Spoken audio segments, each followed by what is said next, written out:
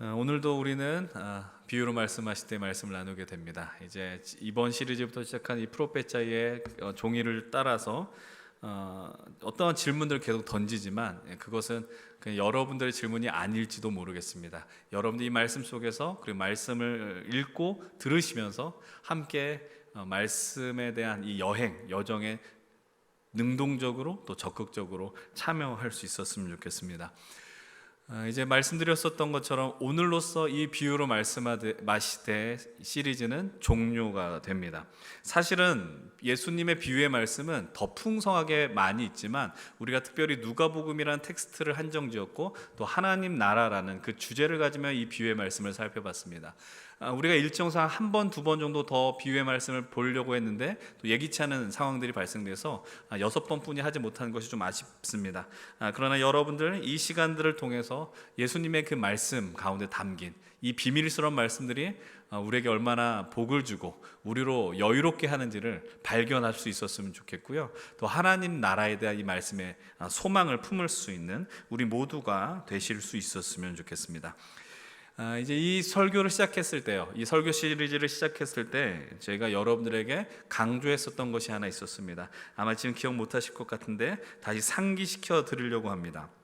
우리가 지금까지 택하고 나누었었던 모든 누가복음 이 비유의 말씀은 다 예수님께서 예루살렘으로 향하는 그 길 위에서 선포한 말씀이라고 이야기 드렸습니다. 누가복음 9장 51절의 말씀입니다. 예수께서 승천하실 기약이 차감해 예루살렘을 향하여 올라가기로 굳게 결심했다라고 이야기합니다. 여기서부터 우리는 예루살렘의 여정을 살펴보게 되었다라는 것이죠. 예수님께서 복음서에서 예루살렘으로 가신다라는 표현이 나오면 그 말의 의미는 뭐냐면 십자가로 나아간다라는 뜻이 되는 거예요.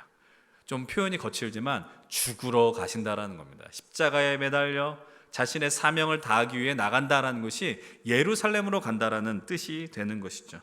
이제 우리는 예루살렘의 이 위치가 우리 목전 앞에 있다, 코앞에 있다라는 것을 오늘 본문을 통해서도 확인하게 됩니다. 그렇다면 오늘 본문 직전에 나온 그 말씀의 내용이 무엇이냐? 우리가 지난주에도 잠시 언급했지만 삭개오에 대한 이야기라고 말씀을 드렸어요. 근데 예수님께서 삭개오를 만났었던 장소가 어디냐라고 한다면 바로 여리고입니다. 누가복음 19장 1절에 이렇게 이야기합니다. 예수께서 여리고로 들어가 지나가시더라. 그럼 여러분 여리고의 위치가 어디일까요? 우리가 잠시 팔레스타인 땅의 지도에 잠시 눈을 머물렀으면 좋겠습니다. 여러분 지도를 보면은 저 아래쪽에 위치된 것이 바로 예루살렘이고 그 다음에 북동쪽으로 약간 있는 치우친 곳이 바로 여리고입니다. 그러니까 성경을 읽을 때 여리고에 가셨다라고 하면은 예루살렘 근처로 왔구나로 이해하시면 됩니다. 예루살렘으로부터 여리고는 약 36km 정도의 거리이거든요. 그러니까 성인 걸음으로는 아마 쉬지 않고 하루를 가면 충분히 갈 수 있는 곳입니다. 그리고 이제 팔레스타인 단면 지도를 보게 되면 예루살렘이 어디냐면은 좌측에 있습니다. 그러니까 더 높은 지대에 있단 말이죠. 근데 여리고는 가장 왼쪽에 위치해 있습니다. 그래서 여리고에 무엇이 많을까요? 물이 많습니다. 연못이 많이 있어요. 그래서 우리가 이 성경을 보면서 예수님께서 여리고에서 예루살렘으로 올라간다라고 하는 그 표현이 정확하구나라는 것을 이 지도를 통해서도 확인하게 됩니다.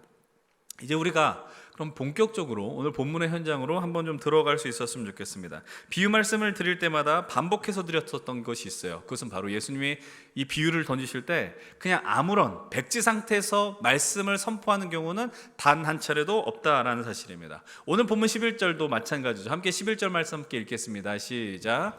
그들이 이 말씀을 듣고 있을 때에 비유를 더하여 말씀하시니 이는 자기가 예루살렘에 가까이 오셨고 그들은 하나님의 나라가 당장에 나타날 줄로 생각함이더라. 아멘. 우리가 본문에서 살펴봐야 하는 두 가지 내용이 있어요. 첫 번째는 뭐냐면 이 말씀을 듣고 있을 때 비유로 말씀하셨답니다. 그럼 이 말씀은 무엇을 의미하느냐? 바로 이 본문 직전에 나오는 삭개오와 나누었었던 대화, 그리고 그 현장에서 선포하셨던 말씀의 내용이었어요.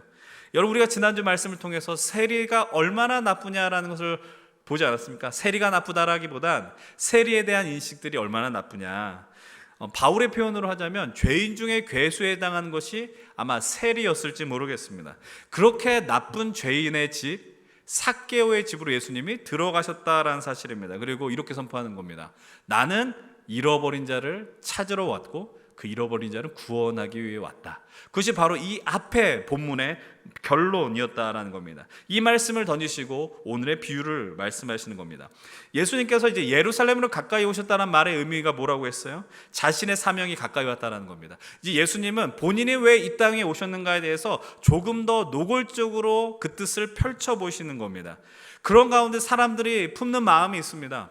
어떤 마음이냐면 바로 그것이 두 번째로 살펴야 할 부분인데요. 뭐라고 이야기해요? 하나님의 나라가 당장에 도래할 줄로 알았다라는 겁니다. 우리가 성경을 읽으면서 늘 유심히 봐야 하는, 구약을 볼 때마다 놓치지 말아야 되는 것이 있습니다. 그것이 무엇이냐?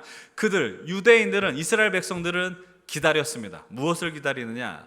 메시아를 기다렸다라는 것입니다. 메시아가 온 날은 주의 날이라고 표현합니다. 여호와의 날이라고 이야기하는 것이죠. 그날은 하나님의 나라가 임하는 날이기도 합니다. 그날을 기대하는 것이 보통 경건한 유대인들의 믿음이었다라는 겁니다. 삭개오를 향하여서 구원을 선포하셨던 예수 그리스도의 모습, 그리고 예수님께서 3년의 공생애 동안 말씀을 선포하시고 가르치시고 고치셨던 그 사역을 통해서 사람들은 마음속에 저 사람이 우리가 마음에 기다렸었던 메시아가 아닌가라는 기대감을 품게 합니다. 그리고 그 메시아가 어디로 오는 거예요? 예루살렘, 성전이 있는 곳으로 다가오기 시작하는 겁니다. 그리고 사람들은 기대하기 시작합니다. 이제 하나님의 나라가 곧 임하게 되는구나 라는 거예요. 그런 기대감이 이 본문의 현장에 있었던 유대인들에게 가득 넘쳐 있었다라는 사실입니다. 그런데 그들이 마음에 품고 있었던 그 기다림과 현실은 어떠할까요? 당시에 이스라엘이란 나라는 존재하지 않았습니다. 그리고 로마의 통치에 있었습니다. 정확하게 말하면 로마의 압제와 폭정 가운데 그들이 눌려 있었습니다. 그러니 그들을 구원할, 로마로부터 해방시킬 메시아를 얼마나 기다리고 있었느냐라는 겁니다. 그런 기대감이 충만한 현실 속에 예수님이 오늘 이 비유의 말씀을 던져주고 있다는 겁니다. 우리가 이제 예수님이 들려주시는 비유의 말씀에 귀를 기울일 수 있으면 좋겠습니다. 먼저 12절과 13절인데 함께 읽어보겠습니다. 이르시되 어떤 귀인이 왕위를 받아가지고 오려고 먼 나라로 갈 때에 그중 열을 불러 은화 10문화를 주며 이르되 내가 돌아올 때까지 장사하라 하니라 라고 이야기합니다. 한 귀인이 등장합니다. 아주 소중한 그리고 귀한 부잣집 도련님 같은 사람이 등장하더라라는 겁니다. 근데 이렇게 말씀을 소개합니다. 뭐라고 이야기해요? 왕위를 받기 위해 먼 나라로 갔다랍니다.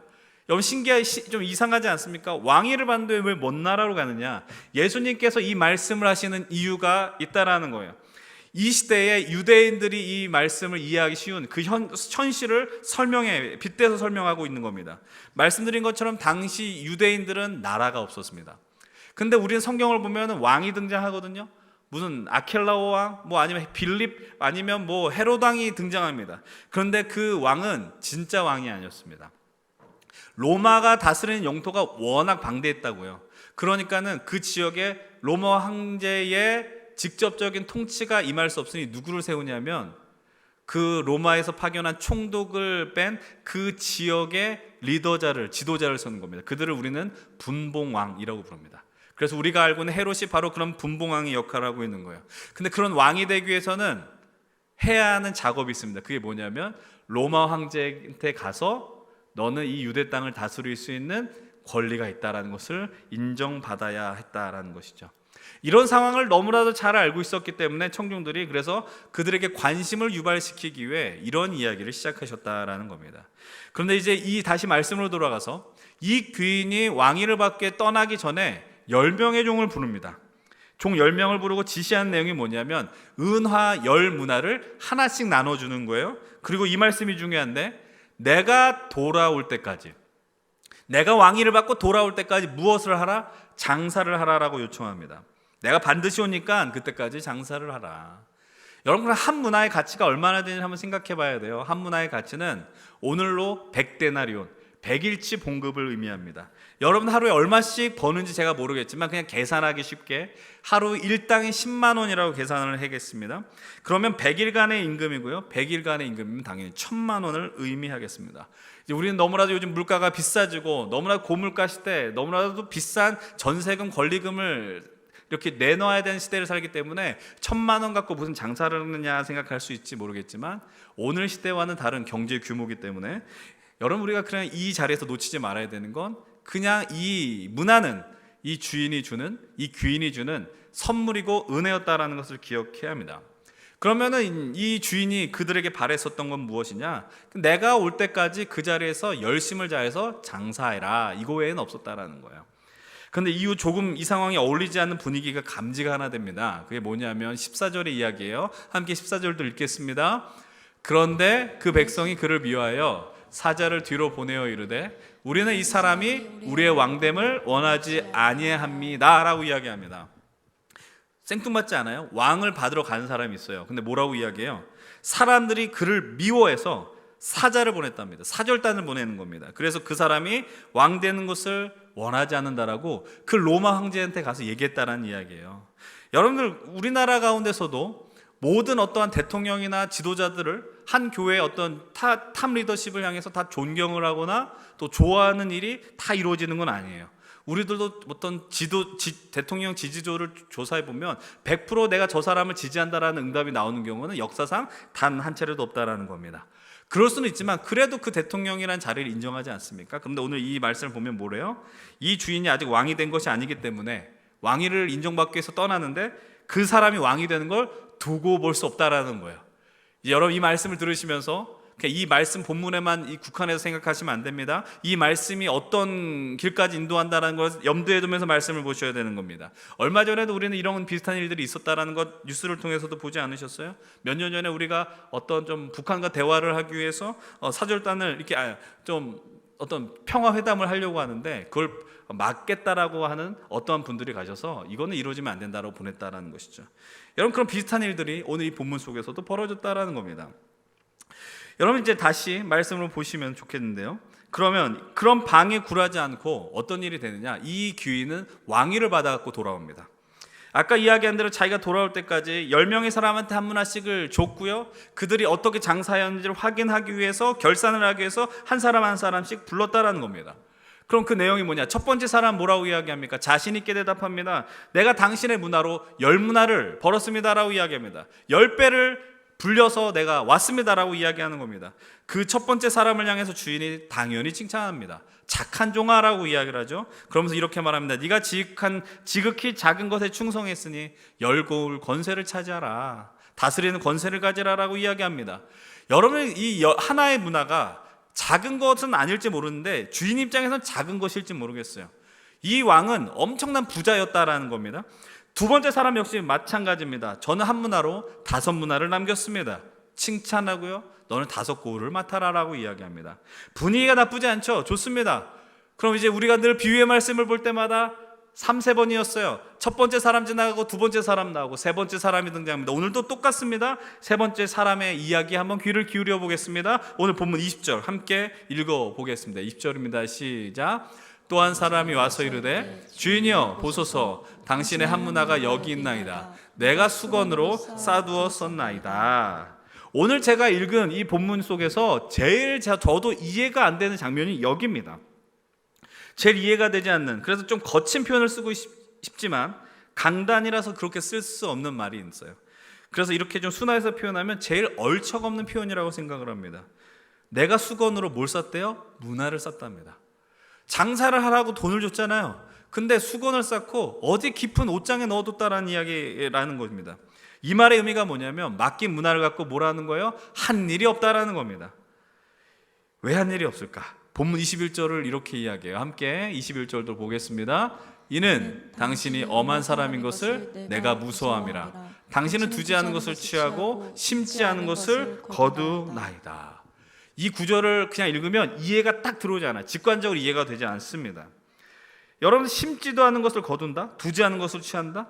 그냥 주인이 노력도 안 하고 날로 먹으려고 한다, 이렇게 말씀하는 것일까요?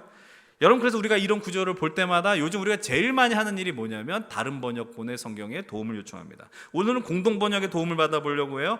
한번 같이 21절 읽어보겠습니다. 주인님은 지독한 분이라 맡기지도 않은 것을 찾아가고 심지도 않은 데서 거두시기에 저는 무서워서 이렇게 했습니다. 주인님을 향해서 주인님은 지독하다라고 이야기하는 거예요. 독하신 분이어서 맡기지도 않은 것도 찾아간대요. 이거는 거의 뭐 갑질 중에 갑질, 악덕업주가 하는 일 아닙니까? 내가 한 것이 없는데 막 찾아간다라는 거예요. 근데 이 사람의 말에, 이 세 번째 사람의 말에 주인이 하는 반응을 보셔야 돼요. 22절입니다. 함께 보겠습니다. 주인이 이르되 악한 종아 내가 내 말로 너를 심판하노니 너는 내가 두지 않은 것을 취하고 심지 않은 것을 거두는 엄한 사람인 줄로 아느냐. 바로 반박합니다.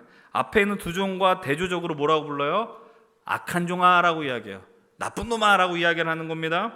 그러면서 종이 한 말을 따라 그대로 표현하는 거예요. 너는 내가 두지 않은 것을 취하고 심지 않은 것을 찾는 엄한 사람으로 아느냐.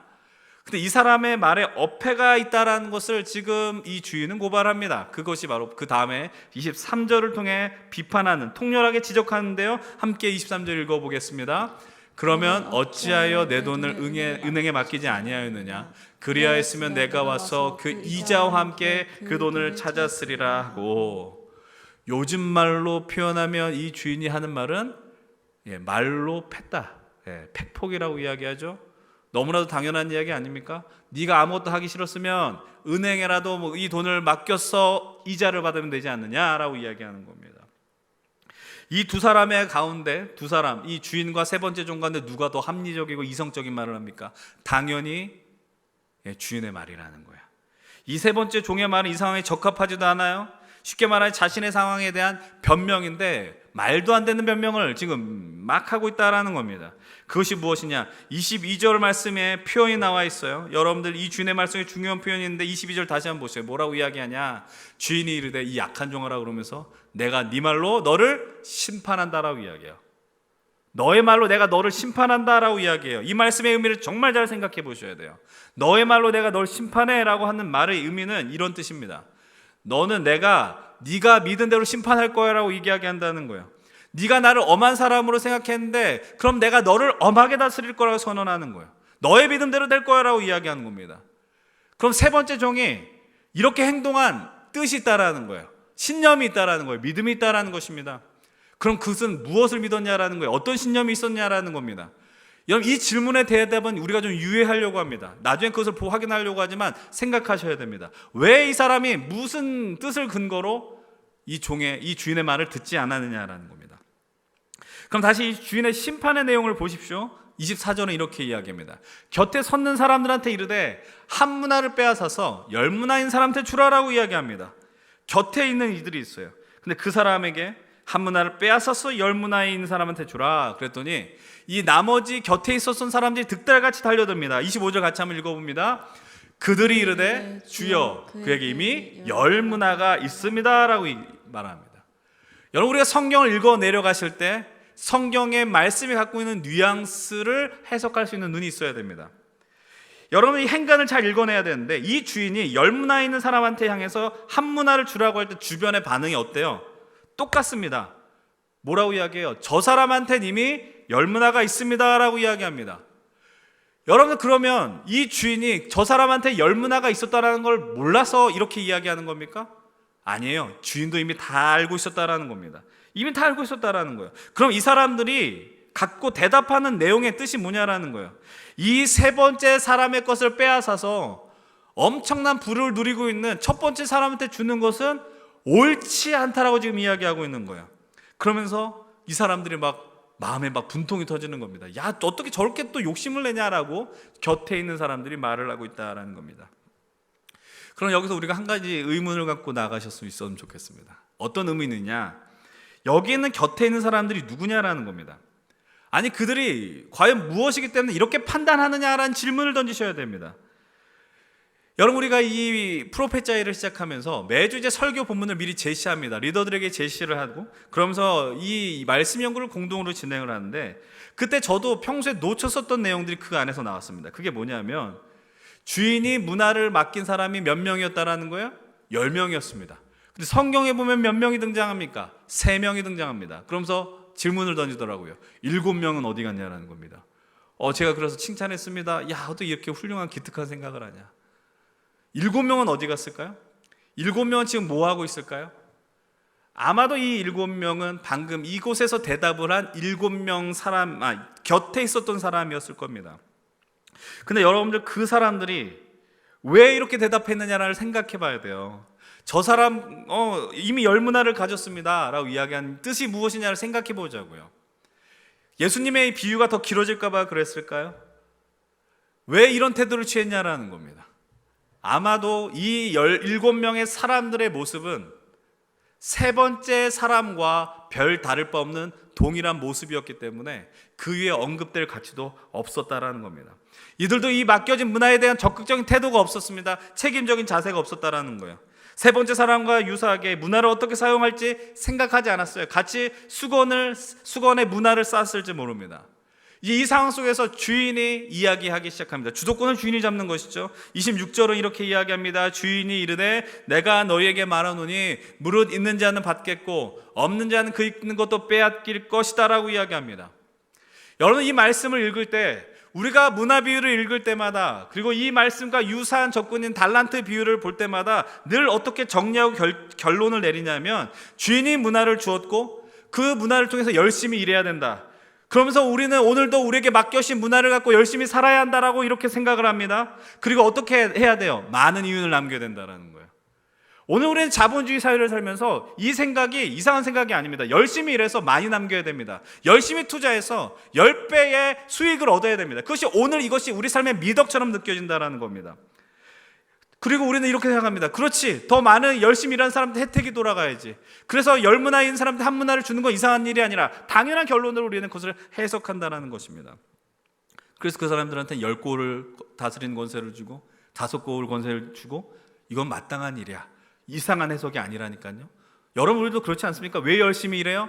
많이 벌기를 원하는 거고 많이 소유하기를 원하는 거고 열심히 했기 때문에, 열심히 한 모든 것이 공정한 자리 속에서 출발해서 난 열심히 해서 얻었다? 그럼 그것은 당연한 결과다라고 생각한단 말이죠.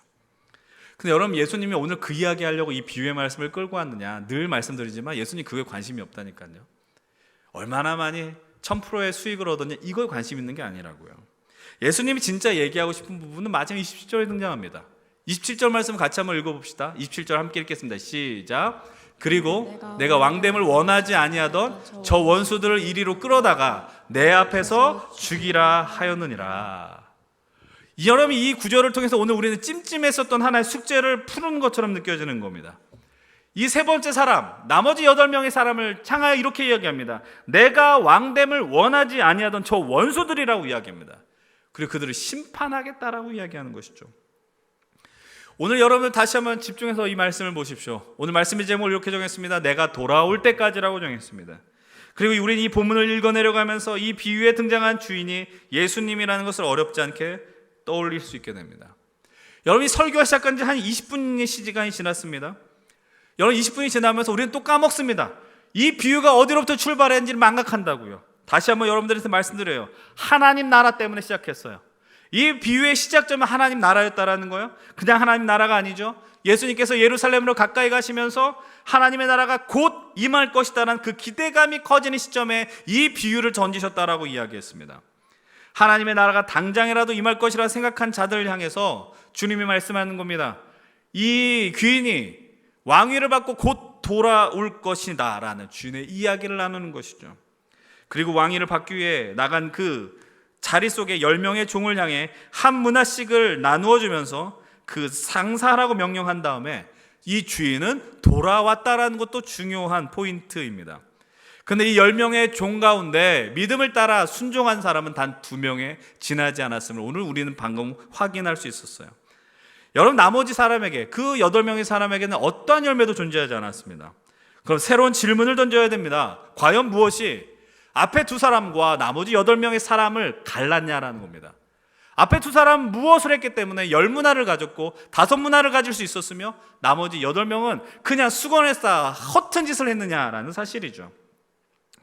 아까 드렸던 질문을 여러분들에게 다시 한번 떠올리게 합니다. 세 번째 종을 향하여 예수님이 주셨던 말씀이 뭐예요? 내가 말한 대로 너를 심판한다고요. 그럼 그 말한 대로의 뜻이 뭐냐라는 거예요. 그 사람, 세 번째 사람이 믿었었던 것이 무엇이냐라는 거예요. 그 믿음대로 심판했다라고 해석했죠. 이제 우리는 그 해답을 오늘 말씀 속의 14절과 27절을 통해 발견해요. 그것이 무엇이냐? 하나님 나라를 이야기하시면서 예수님이 말씀하십니다. 내가 돌아올 때까지.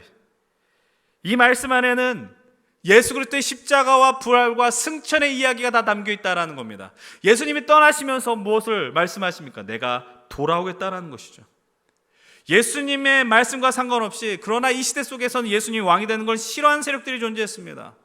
그래서 14절에 뭐라고 이야기해요? 그 백성이 주인을 미워하여 사람이 왕된 것을 원하지 않았다라고 이야기하고요. 27절에 더 분명히 말합니다. 내가 왕됨을 원하지 아니한 자들이 있었다라는 겁니다. 그럼 그 왕됨을 미워했었던 사람이 누구냐라는 겁니다. 그 왕됨을 원하지 않았었던 사람이 누구냐라는 것이죠. 그들은 누구냐면 이 세 번째 종부터 나머지 종들을 의미하는 겁니다. 이 종들은 이 주인이 왕이 되는 것을 원하지 않았습니다. 더 정확하게 말씀을 드리면 이 주인이 돌아온다라는 것을 믿지 않았다라는 거예요. 세 번째 사람의 말을 기억해 보십시오. 이 사람은 말합니다. 당신은 엄한 사람이라 내가 무서워했습니다. 변명입니다. 누구 표현대로 비겁한 변명입니다. 이 사람은 하나님이 어떤 분인지 온전히 알지 못했습니다. 믿지 않았다라니까요. 이 세 번째 주인부터 있었던 그 사람의 문제는 무엇인지 아십니까? 불신앙의 문제였어요. 이거는요, 돈을 잘 벌고 못 벌고의 관점이 아니에요. 그 말씀을 믿었느냐 믿지 않았느냐의 관점으로 바라보셔야 됩니다. 믿은 자들은 열문화를 남겼습니다. 믿지 않은 자들은 심판을 당했다라는 것이죠. 그래서 주인이 말합니다. 돌아올 때까지 장사를 해라. 이 말씀의 의미는 내가 언제 올지 모르는 열심히 살라는 뜻이 아닙니다. 내가 돌아올 때까지 반드시 온다라는 거예요. 반드시 온다. 내가 반드시 올 것이니까 열문화를 통해 주어진 자리 충실하게 감당하라는 게 이 주인의 뜻이었고 요청이었어요. 이렇게 말씀드릴 수 있는 이유가 무엇일까요? 더 명확하게 한 내용이 주인의 칭찬 속에서 발견되기 때문입니다. 본문 17절이에요. 17절 말씀 다시 한번 보겠습니다. 17절 같이 읽겠습니다. 시작. 주인이 이르되 잘할도다 착한 종이여 내가 지극히 작은 것에 충성하였으니 열골 권세를 차지하라 하고.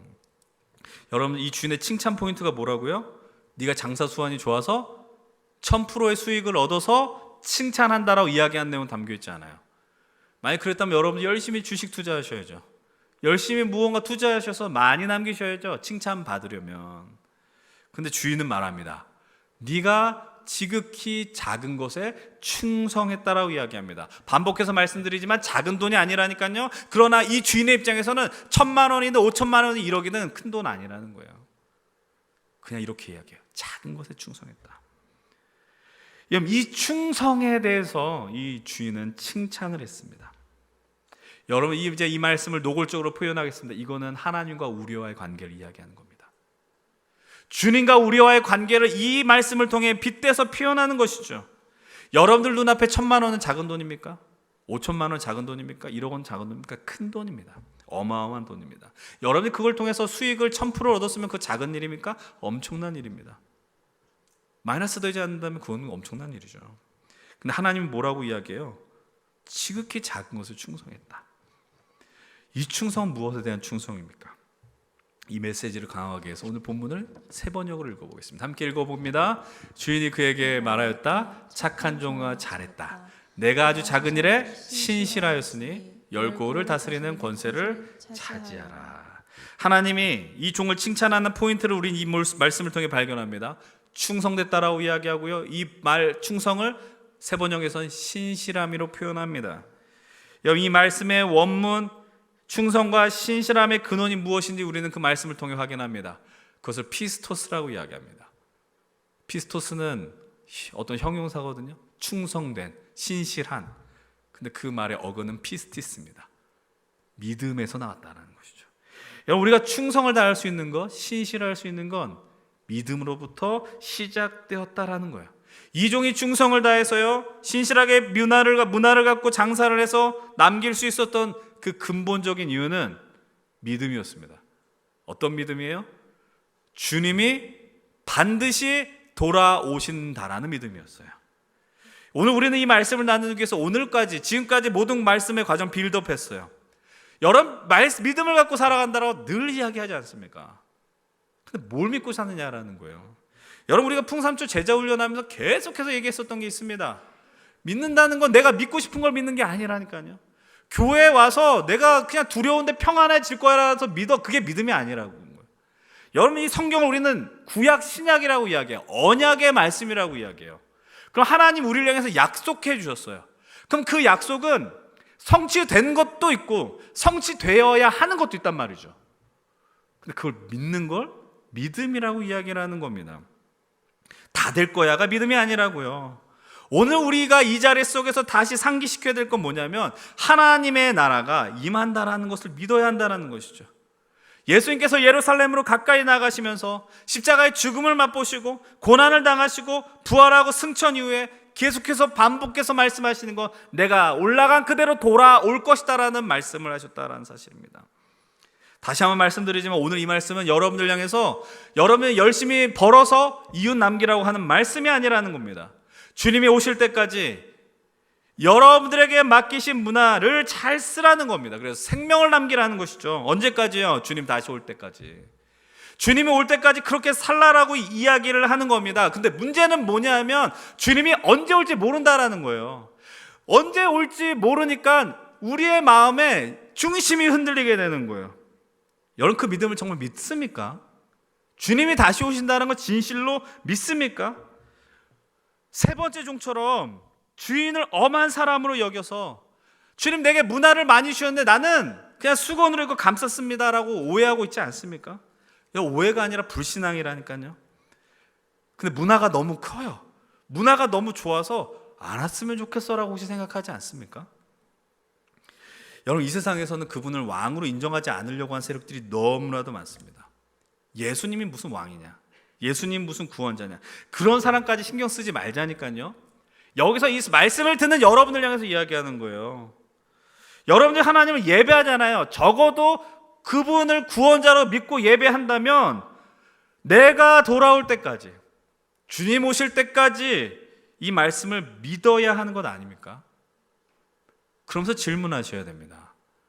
하나님께서 내게 주신 문화가 뭐냐라는 거예요. 여러분들에게 어떤 문화를 주셨어요? 우리는 그것을 은사, 달란트, 능력, 물질, 시간, 어떤 것이든 다 좋습니다. 그런데 오늘 우리가 주님이 온다라는 걸 믿는 인생들이기 때문에 하루하루를 대충 허투루 살 수 없다라는 사실이에요. 그래서 사도 바울의 고백을 기억하셔야 돼요. 그게 뭐예요? 무엇을 먹든지 마시든지 하든지 하나님의 영광을 위해 하라는 거예요. 이 말씀이 그냥 튀어나오는 게 아니에요. 그냥 듣기 좋으라고 하는 말이 아니라고요. 우리가 주님 오실 때까지 하나님 우리에게 주신 그 문화들이 있고 달란트들이 있는데 어떻게 쓰겠냐라고 질문하고 있는 거예요. 그러면서 이 믿음의 태도를 갖고 있을 때 착하고 충성된 종아, 네가 그 작은 일에 충성했다라고 칭찬받는다라는 겁니다. 여러분, 오늘 우리 시대는 이 신실함을 방해하는 현실이다라는 걸 기억하셔야 돼요. 여러분이 하나님 앞에 신실하려고 살 때 무시당한다니까요. 이 믿음을 붙들려 살 때 왜 그렇게 사냐고 조롱하고요. 너 이 시간에 예배드리고 교회 생활하지 말고 바쁜데 더 공부하고 일을 하고 돈 벌고, 그런 시대를 우리는 살아가고 있다는 거예요. 그래서 믿음이 흔들리죠. 이 믿음이 흔들려. 왜냐하면 언제 올지 모르니까. 주님이 온다고 그랬는데 벌써 2000년이 지나도 안 오셨잖아요. 그러니까 마음이 흔들린다고요. 여러분들, 이 시대를 흔드는, 우리의 믿음을 흔드는 게 무서운 게 뭐냐면 종교다운 줄이 무신론 이게 아니에요. 양다리입니다. 양다리 믿음이에요. 내가 하나님도 믿고 세상도 믿는 거예요. 내가 하나님께도 보험을 두고요, 세상을 향해서 보험을 드는 거예요. 이스라엘 백성들이 망한 이유는 하나님을 믿지 않아서 망하지 않았어요. 하나님도 믿었는데 바알도 믿어서 망한 거예요. 그래서 무너졌다라는 거예요. 사랑하는 우리 힘센 청년 여러분들, 우리 믿음의 귀한 동역자 여러분들, 오늘 이 믿음을 놓쳐서는 안 돼요. 뭐냐? 하나님의 나라가 임한다라는 거예요. 주님의 나라는 반드시 임한다. 승리의 날이 온다라는 거예요. 근데 그 날이 너무 멀게 느껴지니까 누가 우리 흔들지도 않는데, 우리 이렇게 너무 흔들지 않는데 스스로 흔들리는 겁니다. 믿고 싶은 대로 믿고, 그러니까 문화를 뭐라고 해요? 내 욕망대로 쓰고 싶은 거예요. 하나님 나라를 위해서 쓰고 싶은 마음이 들지 않아요. 왜냐하면 언제 올지 모르니까 좀 내가 정신 차리면 되지, 며칠 뒤에 정신 차리면 되지, 내가 오늘 죄를 짓지만 며칠 지나면 다시 정신 차리면 되지라는 마음으로 산다고요. 근데 그 바로 주님은 어떤 일이 벌어지겠어요? 여러분, 우리가 태어난 날은 있지만 언제 돌아갈지 모르잖아요. 언제 우리가 이 땅의 삶을 다할 때까지 몰라요. 주님 오시기 전에 우리가 이 땅을 떠날 수도 있거든요. 그렇기 때문에 우리에게 주어진 그 문화를 붙들고 살려고 하는, 내 욕망을 붙들며 사는 게 아니라 하나님의 믿음을 따라 나아가 살아가야 된다는 것이 얼마나 고귀한 가치인지를 생각해야 합니다. 여러분 작년 여름 수련회 참여하셨던 분들 기억하시겠지만 작년에 우리가 한 영화를 갖고 메시지 나눈 거 기억하십니까? 일제 강점기 시대의 배경을 다뤘었던 암살이라는 영화. 그때 이 말씀 통해서 많은 은혜를 나누었습니다. 여러분 그때 여러분 기억하실 것입니다. 독립투사로 활동했었지만 나중에 고문을 받고 일본의 밀종으로 변신했었던 염석진이라는 인물이 하나 등장합니다. 그는 해방된 이후에도요 경찰이 됐습니다. 그래서 반민족 특유의 조사 재판을 받지만 독립운동을 위해 내가 얼마나 헌신했느냐라고 하면서 막 옷을 벗어제끼면서 이 총은 어디서 맞았고 뭐 어디서 이거는 무슨 운동을 하다 맞았고 확인한 장면에서 무죄 판결을 받지 않습니까? 그러면서 나서게 되면서 그때 독립운동에 한창 있었었던 그 안오균이란 인물에 향해서 총에 맞고 죽게 되죠. 그때 이 안오균이라는 인물을 통해 한 가지 질문을 받게 됩니다. 왜 당신은 밀정이 되었느냐? 왜 민족을 배반했느냐? 그때 염석진이 남긴 명대사가 하나 있습니다. 독립이 될지 몰랐으니까. 독립될지 몰랐으니까. 저는 이 영화를 보면서 그때 그 생각을 했습니다. 야, 주님 오실지 몰랐으니까. 오늘 우리 삶의 태도가 이럴 수 있어요. 그냥 멋대로 사는 거예요. 하나님이 우리를 구원하셨고 여러분들 분명히 눈물 흘렸고 회개했었고, 그런데 그냥 상 속에서 내가 삶의 자리에 이 문화, 내 쾌락과 만족의 대로 쓰는 것이 너무나도 좋은 나머지, 그러다 보니 하나님을 잊고 살다가 어느 순간 주님 오셨을 때 이렇게 고백하면 어떤 일이 벌어지겠어요? 나 하나님 나라 올 줄 몰랐으니까. 주님 나라 올 줄 몰랐으니까. 여러분 오늘 우리가 이 믿음의 길을 가면서 빠질 수 있는 가장 큰 위협과 유혹은 이겁니다. 이 주님 다시 오신다는 믿음을 상실하는 것입니다. 다시 한번 강조해서 말씀드려요. 그날은 와요. 주님이 반드시 오세요. 그래서 우리는 그 약속을 붙들고 믿고 살아가야 해요. 그래서 오늘 좀 힘겹죠? 만족스럽지 못하죠. 그런데 하나님 나라 여러분의 전 인생을 한번 걸어보는 거예요. 왜냐하면 오시기 때문이고요, 오늘 우리의 삶이 다가 아니라는 걸 우리는 믿기 때문이에요. 영원한 생명을 주신다라고 약속하셨기 때문에 그 믿음을 따라 나가야 된다라는 겁니다. 그리고 그 믿음을 따라 충성되고 신실하게 살아갈 때 하나님이 약속하십니다. 무엇을 주신다고요? 충성된 백성들에게 10골 5골 다스리는 권세를 주신다는 거예요. 이거는 어떤 혜택이 아니에요. 우리가 이 땅에 믿음을 갖고 살아갈 때 어떤 베네핏이 많다라고 이야기하는 게 아니라는 거예요. 이 믿음을 따라 살아가는 자들 향해서 하나님이 더 큰 책임과 사명을 주신다라는 사실이에요. 연말이 되어서 늘 많은 컬링을 합니다. 함께 일하십시다. 함께 내년에 이런 사역들을 하십시다라고 이야기합니다.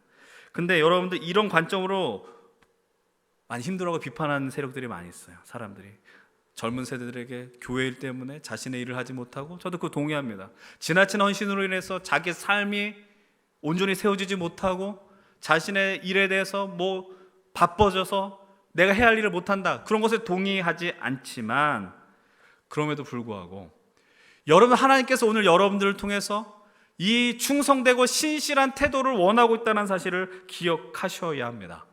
그리고 이 능력을 가진 사람들, 특별한 체험을 갖고 은혜가 있어서 사역의 자리에 헌신하는 것이 아니라 믿기 때문이죠. 주님이 다시 오신다라는 것이죠.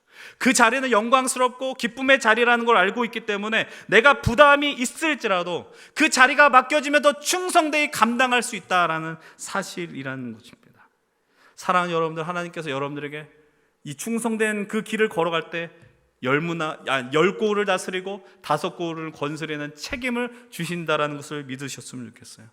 여러분에게 한 문화를 주시지만 그것을 통해 10문화를 통해 생명을, 새로운 기쁨의 자리를 회복시키는 영광을 주신다는 걸 진실로 믿으시기 바랍니다. 하나님 여러분께 한 사람 한 사람에게 문화를 주실 때 여러분을 통해 여러분의 삶의 자리가 살아날 것입니다. 여러분들 교회가 살아날 것이고, 여러분들의 이 믿음의 영역 속에서 여러분들 함께하는 이들이 회복될 것입니다. 저는 여러분들이 여러분의 삶의 자리에 여러분의 이 믿음의 연신교회 힘센 청년부가 그 고을 다스리는 권세의 자리가 될 수 있었으면 좋겠고요, 여러분들 일터가 그렇으면 좋겠고요. 그래서 여러분들이 그 신실함을 붙들고 살아가셔서 하나님 앞에 맡겨주실 때 거부하고 거절하지 마십시오. 아멘으로 응답하십시오. 하나님이 그 사람에게 그 능력을 주신다니까요. 그것을 여러분이 이 자리 속에 그 청년의 때 체험하십시오. 미안한 얘기지만 그 다음은 없습니다. 여러분의 삶의 자리에 바빠질 일만 있지, 그러면은 스스로 합리합니다. 이 문화를 문화대로 쓰지 못한다는 사실입니다. 사랑하는 동역자 여러분들에게 다시 한번 권면하고 부탁드립니다. 하나님께서 우리를 향해서 불러내십니다. 그리고 충성되이 신실하게 그 믿음을 따라 살아내기를 원하십니다. 주님 다시 오실 그날까지 여러분들 그 맡겨진 문화에 충성하시고, 그래서 하나님이 맡겨주신 그 자리에 감사함으로 응답하는 저와 여러분들 되기를 간절히 축원을 드립니다.